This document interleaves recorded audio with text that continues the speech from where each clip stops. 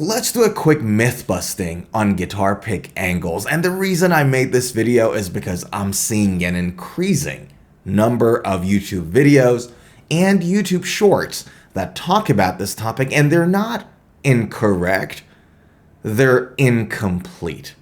As a rule of thumb, when someone talks about anything guitar related, if they say something that is something around the lines of one size fits all, they're usually wrong. This is the thing that I see all the time when people are talking about the guitar pick angle. What they say is that when you're holding your guitar pick, you don't hold it flat when you're hitting your string so that string starts oscillating. You hold it at a 45-degree angle.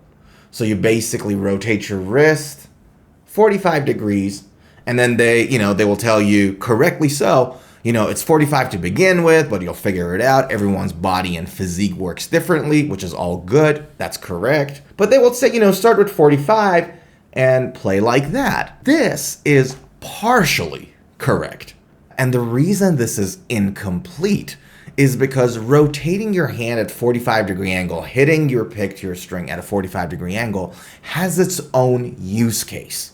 Just like how hitting your pick flat to the string has its own use case. So all the angles, and by the way, it's not just like flat or 45, there's like all the, wiggle room that you've got to play around a couple of degrees and achieve what you want. The end goal is the sound. And depending on how you rotate your hand, how you rotate your pick, you're gonna get a slightly different sound. So all of these angles got their own use cases. There is no right or wrong in this one. Let me demonstrate. The rationale behind rotating your pick at a 45-degree angle is that if you hit the string flat with it, it's going to get kind of stuck. It slows you down. Whereas if you rotate it at a 45-degree angle, your pick, this sharp crest, the side of your pick, can actually slide through, and then the tip of your pick will hit your string. So that makes the movement of the pick forwards and backwards around your string a lot easier. So now with that rationale in mind, if you want to do fast picking, that makes perfect sense. You angle your pick a little bit, and that makes it easier for your pick to go forwards and backwards around your string. But bear in mind, and I'm going to try this on my bass string now for you to hear it, see if you can hear the tonal difference between a flat pick hit and an angled one. So I'm going to do like a very extreme example. I'm going to do flat and 90 degrees. So I'm just going to saw my own string. Check this out. So this is flat. This is just the side of my pick. Did you guys hear this sound? This? Did you hear that? So this is the flat. This is the side. Right? So I gave you this example to say, when you rotate your pick at a 45-degree or whatever angle, because now you're putting the side of your pick in contact with the string, the tone that you're getting out of your guitar changes. There's going to be some extra sounds, like different sounds, not extra, in there. So that is a consideration. If I want to do fast picking, if I want to do, I don't know, I haven't warmed up yet, like...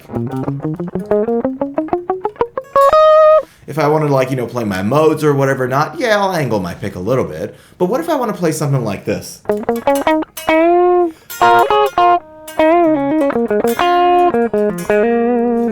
Right?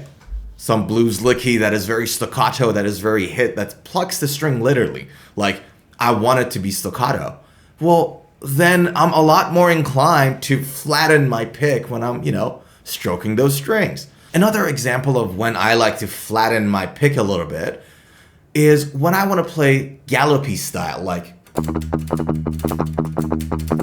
right?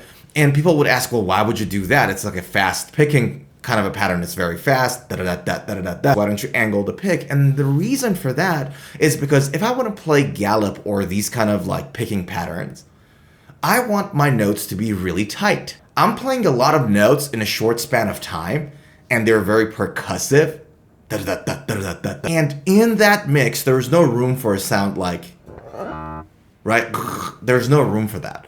I want the notes to be clean, clear, percussive, and there's going to be a lot of them there in that mix, so I want them to be tight.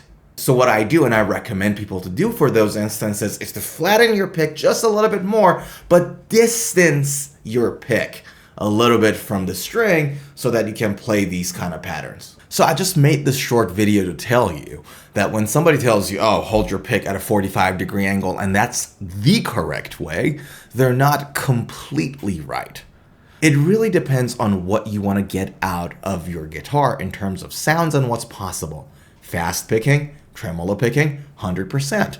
Angle your pick. Anybody says it that way, I agree with them. I think they're correct. But there are use cases to flattening your pick. And if somebody tells you, oh, only the 45-degree or only the angled way is the correct way to go, I think they're mostly right, but that's a kind of a reductive statement.